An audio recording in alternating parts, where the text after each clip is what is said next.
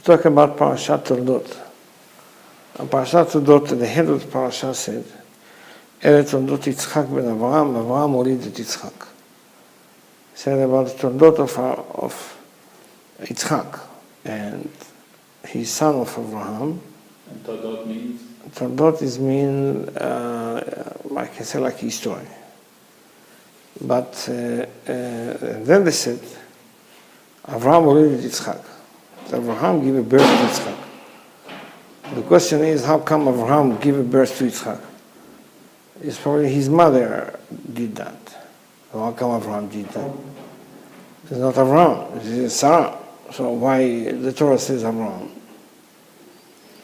We see from the point that Yitzchak came to the world with a female soul. That's how he born. Until 37, he will not be able to give, and he's supposed to die on the age of 37. When they went to Har Moriah and they make the sacrifice, so on all the way there's a big discussion between them, where they go, how they go, and what they do, what they did. We see the first thing says, Avraham is without Chesed, and Yitzchak is without Gvura. But Avraham was pure Chesed, and Yitzchak was pure Gvurot.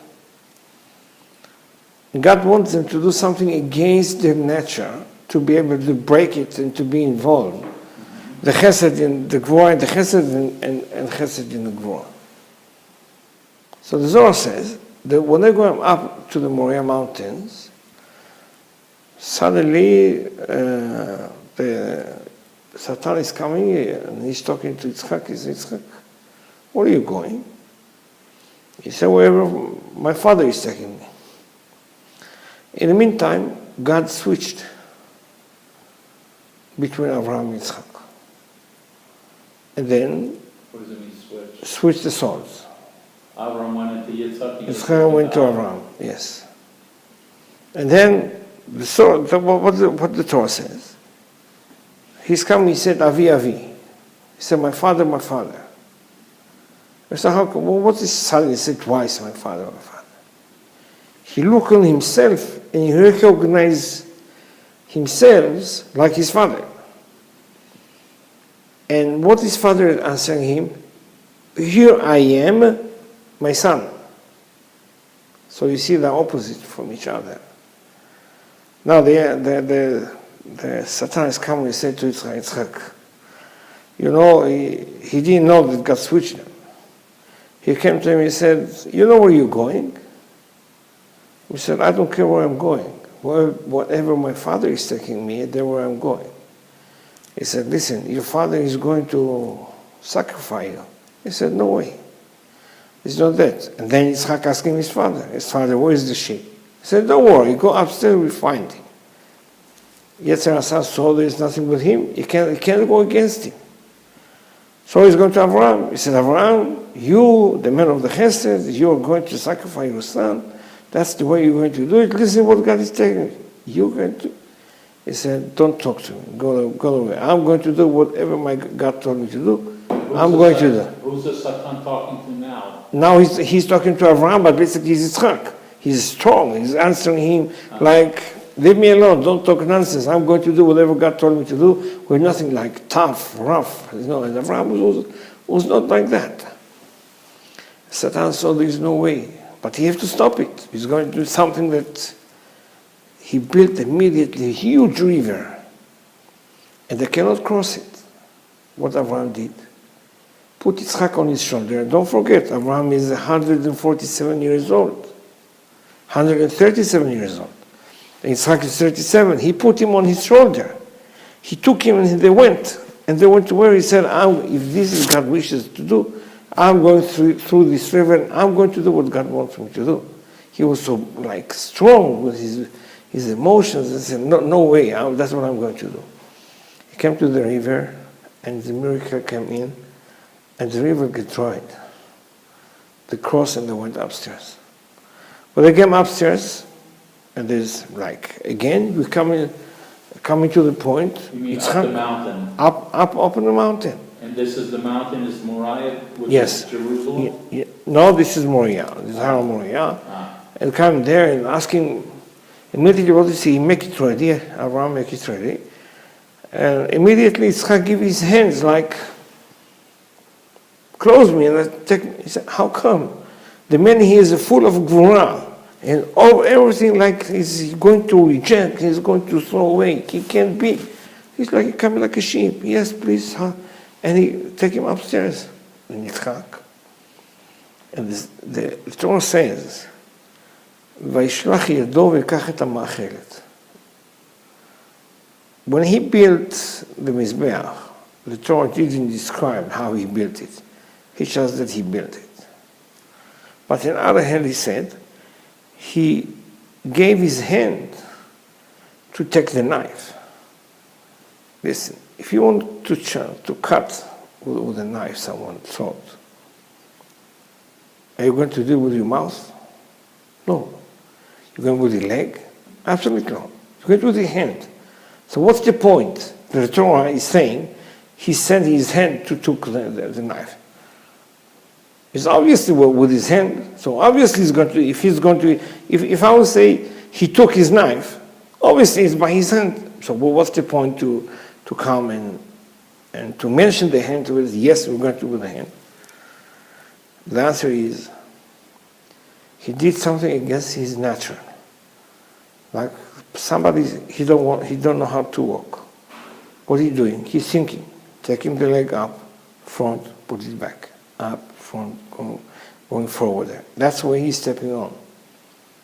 And then when he get used to that, he never think again, just going automatically. Here it's the same. He's doing something against his nature, something which he's not get used to do it.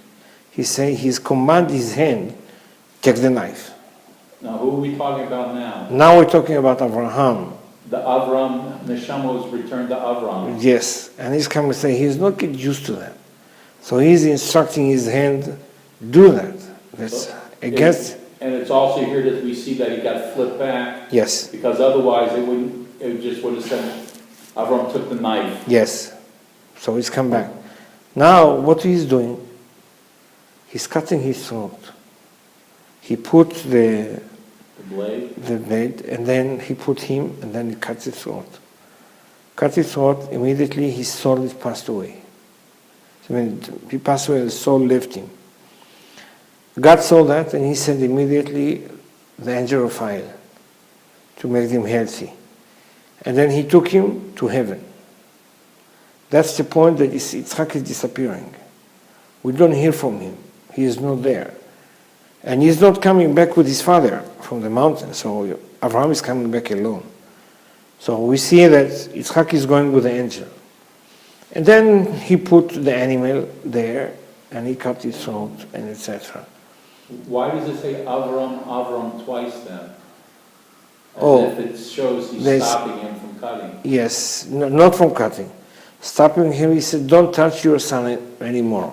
What does that mean? He cut his throat, and he's supposed to put the fire in the wood. So he said, stop it, don't continue. Don't continue. He didn't continue, and then Yitzchak gone completely to heaven. That's where he stayed for 3 years, and there we go. And then from that time, his body went there? Yes, completely. And what about where it says that Avraham, it had tears that fell in Yitzchak's eyes? It's not from his eyes. It's Avraham, Yitzchak looked into the sky straight. The prey is gone upstairs in very, very high places. When Yitzchak opened his eyes, he looked on that place. Then his eyes was damaged because of that. Now we see there, Yitzchak is gone. He's going to Gan Eden for, I don't know, we know for 3 years he's staying there. And he got the male soul. He had the female side, now he got the male side. But he come back after 3 years, and he went to marry Rivka. How old was Rivka? 3 years old. What does it mean? She born when Yitzchak cut throat. So we see that she got the female side, the female soul when she born, and he just got the male side. So there, how we see how it connect to each other. Why did Hashem have to work it that way with Yitzchak? What was this whole thing for him to come with? Why did he have to come in with a female soul in the beginning? That's the way to be able. We see a few tzaddikim like that. Binyamin was like that. Yosef was like that. Same. He had the female, then he got the male side. It's interesting to understand it, but we will in the next parashot will be able to understand what's the mission God have with them, to be able to see. Now, how that's for us to be able to understand why Avraham gave a birth to Yitzchak. He really changed him from the female soul to the male soul. That's all that he born. He born to this world with a male soul. Who did that? Avraham, by giving that to sacrifice him. That's why he did that. We saw the parasha that Yitzchak and Rivka was married already 20 years, and Rivka didn't get pregnant. And after 20 years, he's coming to Yitzchak. He said, Yitzchak, pray to God and ask why we should have some kids coming in. Of course, we can say, she said, I'm coming not from the pure family, and you're from holy family, and that's from there we're coming, and etc. Of course, you talk to him, it's better. But we see Rabbi Yosef Chaim says something very interesting. Why God listened to him? What's happening in the conversation between Yitzchak and God? That God respect what he says. And Rabbi Yosef Chaim said as follows. Yitzchak came to God, he said, God, I'm not coming from me, because I'm happy with whatever you gave it to me. That's what I'm supposed to have, and I'm happy with it. I'm not supposed to have kids. I'm not supposed to have kids. I'm happy with that. I'm sure my wife is the same. I have no doubts. But my wife is sad because she cannot practice her love to kids. And I know if my wife is sad, the Shekhinah is sad too. And I don't want that the Shekhinah will be sad. So my purpose is not my wife. My purpose is the Shekhinah. She has enough problems as it is, and we are going to add. And I cannot say to my wife, don't be sad because we don't have kids. Because she said she's the one, she's the mother, and she wants to give life in this world. She wants to have the kids to be able to practice. And from that's what he said, Vayater Yitzchak el Hashem. He's coming. And that is all the same language. Vayater Hashem Yitzchak. God is respecting his wishes and having. When she is pregnant, and she has the twins in her rechem, she's saying one very, very interesting question. She's asking, why me? What do you mean, why me? You asked to be pregnant. So who? You want Yitzchak to be pregnant? They said, why me? Of course you. But was not the answer. That was not the question. The question was, why me? She knew that she had two big kids. She was going to lead the world. And she's asking who I am to be a mother for these two big ones. That's she said, why me? Because God told her you're going to have two. And both of them are to be, each one of them will be as a big goy. Big goy is like have a big nation with them. The other points of view to say that it's written in the Torah, the twins is Te'omim in Hebrew. It's Taf Aleph Vav Mem Yud Mem. But here, the Torah wrote it as Tomim, like Taf Vav Mem Mem. Or two letters are missing, the Aleph and the Yud. And the rabbi says, the Farshim says, that the answer is for that she's supposed to have 13 kids. And they took off 11 of them. The letters Aleph and Yud is 11 in Gematria. That's exactly what's missing there. So now she's going to have only 2 instead of 11, or instead of 13. So she's supposed to have another 11. So that's she come off because these two are the biggest one. The other point we see in the Parsha, and we see that the question is who is the Bechor and who is the first one. All the way through the Parsha we always hear about Esav is the bigger one, and Yaakov is the smaller one. But never said the Parsha said that the Esav is the Bechor. Why not? He is the first one to come out. The answer is no. There is a system that we see in the Farshim asking, who is the first child? If I take it as a tube, you put the first in and the second in. Who will come out first? The second one. The first one will be the last one. So the Bechor is who? The first one who made the first one came out. Usually the first one who made. But we see the first one's coming out. By that we understand, and we see it the same thing here, there, in Erev Onan, by Paretz and Zarach. We see the same thing. Esau was the biggest one.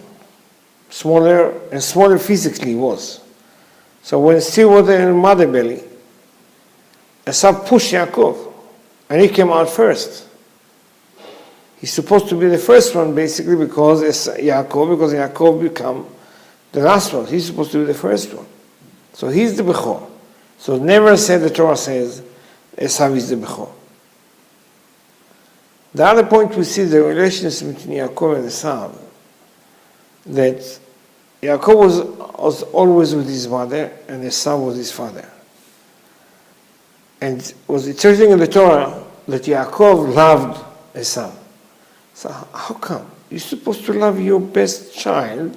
He's sitting all day learning Torah as he is, as Yaakov, as Yitzchak is, and like him, and while he is like more rude, he's going to be, they said, no, Yaakov, Yitzchak loved Esau.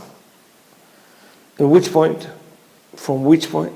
From the point that he'll be able to give him. He able to teach him and take him out to be so rude. And he was one that he had the highest level of kibud orim. Parents' respect is the son. That's why his head is in Me'arat HaMachpelah. He had the biggest kibud orim, even more than Yaakov, there's no question he had. And then, of course, he treated him a lot. He was taught close to Yitzchak. Yitzchak knew how to handle him, how to talk to him, and how to bring him to the point, really teach him and take him as a good kid to be able to teach him everything. So that's the point you see him. I will make one small thing to say. I'm not sure that we have enough time for that in this conversation. But when Yaakov is coming to get the bracha from Yitzchak Avinu, the big question is Yitzchak knew that Yaakov is in the front of him or not? By the simple reading of the Torah, he said no. But the answer is yes. He knew that it is him. He blessed him exactly as God want to bless Yaakov. That's Yitzchak blessed him. He knew that it's him from all point of view. But Hashem will come in one of them, maybe next year, or one of the parashas will open. Will give the evidence to see exactly in the Bible how Yitzchak knew that Yaakov is in the front of him, and he never cheated him. It was not there. All the bracha that he gave him really is like divine nevuah. He told him all his future, exactly what's going to happen to him, exactly what's happened to him. And that's very interesting to see. So, B'ezrat Hashem, we hope that by that we are able to grow up and to study and to be able to know our relationship with our brothers and sisters, even if they're not so as we are or who we are, that love them as they are. And we see it like exactly what's happening between Esav and Yaakov. Yaakov was sitting there, and Esav is coming from the field, and he said, I have to eat. If not, I'm going to die. What's happened to me? And You see, at the end of the day, Yaakov is standing up, taking the dish, taking fork and knife and put him in front of the table and treat his brother like nicely. Just have a seat and eat. And we hope, Bezrat Hashem, all of us will be like that to other brothers and sisters. Shabbat Shalom.